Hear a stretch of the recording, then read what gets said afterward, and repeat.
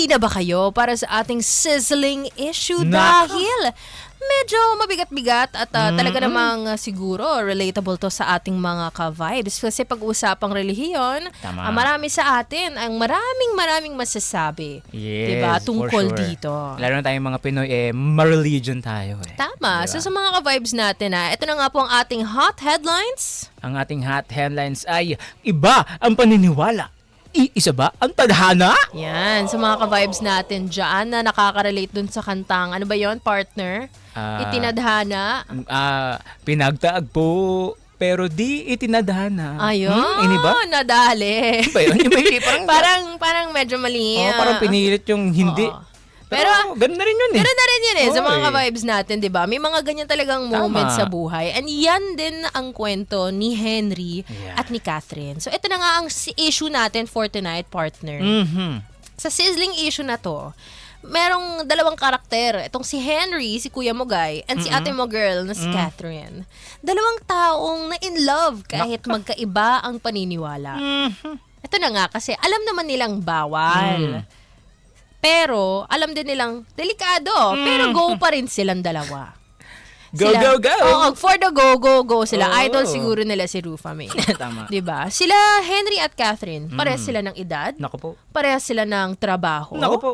'Di ba? Parehas sila ng vibes. Aba, Kasi ka-vibes yan. swak na swak sila. Aba. 'Di ba? In terms of para meron silang connection Yes. sa isa't isa. Pero pagdating sa religion, doon sila hindi nagka-swak. Ko. 'Di ba? Medyo mahirap talaga eh. Silang dalawa, si Henry at si Catherine, call center agents sila both. Magka-shift, ayan, magkausap araw-araw, magka-rant sa buhay. Kahit magkaiba yung paniniwala nila, na may nabuo pa rin na connection. Aba, magaling diba? dumiskarte. Siyempre naman, gabi-gabi sila nagsasama, Oo. di ba? Yung tipong hindi mo hinahanap, pero nandyan sila para sa isa't isa. Mhm. So, ayun. Kahit na hindi sila parehas ng religion, Yes. merong pa-secret dates, di ba? May low-key na harutan. Yung tipong tahimik lang. Low-key lang talaga.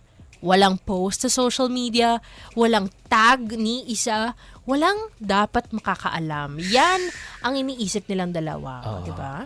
Pero habang tumatagal at habang may nangyari na sa kanila, Mhm. Ano kaya ang yun? rule daw nila ay wala daw aamin. Aba. At mananatili pa rin talaga silang low-key. Ay ka. O, di ba? Ang hirap talaga ng kanilang sitwasyon. And pero, syempre, alam naman nating lahat na walang sikreto ang hindi nabubunyag. Naku po! Di ba? Talaga namang kahit itry mo pa yan, itago, talagang lalabas at lalabas yan. Ano lalabas kaya? Pero ito na nga, kahit na lahat na nagko-collapse, 'di ba? Ang plot twist nila is nabuntis si Catherine. Okay na sila eh, 'di ba? Nag-e-enjoy sila sa ginagawa nila, nag-e-enjoy sila sa thrill, nag-e-enjoy sila sa kanilang sitwasyon, yung setup. Nabuntis si Alam mo! Catherine. Ba't kasi sa loob? Nag-collapse lahat. Umabot na sa family and friends, and sa parehong simbahan Naku po, nila. ayan na nga ba sinasabi ko. 'Di ba? Ang ending, tinaboy sila pareho. Patay ka. Yan talaga. Gusto na nga sana nila actually maghiwalay, DJ Sigel. Para matapos na yung gulo. Para tahimik na lang. Back to zero. Oo. Pero, paano mo naman iiwan ang isa't isa kung may baby na sa tiyan ng ina? Ayan na nga yung sinasabi ko. Baka may baby sa atyan ng ina. Ganun talaga ang nangyayari. Diba? Yan ang Parang nagiging chismoso. resulta. Ano yung chismoso kapitbahay? Bakit naman kasi ganun? Ganyan talaga ang nangyayari mga ka-vibes. May mga nabubuo sa kanilang, hindi ko masabing pagmamahalan, pero enjoy yan. Initan. Sa kanilang initan. O, diba? Sa malamig na gabi. Di ngayon nga, na-stuck na sila sa gitna. Nako. Hindi nila alam kung anong pipiliin nila. Pag-ibig o paniniwala. And hindi rin nila alam kung lalaban pa ba or bibitaw na.